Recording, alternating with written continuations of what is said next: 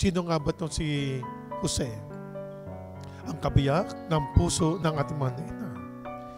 Siya ay isang taong matuwid, ama ni Jesus dito sa babang lupa, isang taong matuwid. Meron pong kababaang loob. Ang gusto niya ay ito'y laging nasa ayos. Alam na po ni Jose na ang magiging anak ni Maria ay ang tagapagligtas.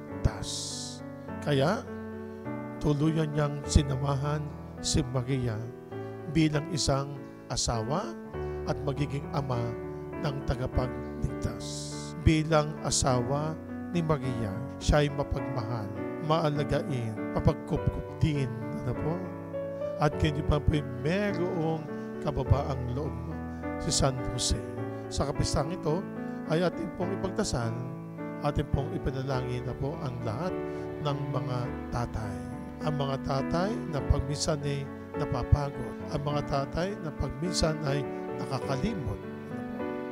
Nawa ay sa pamamagitan po ni San Jose, makita nila kay Jose at ganyan po ipamalas ni Jose sa kanila ang diwa ng isang pagiging ama, tagapagtanggol ng pamilya.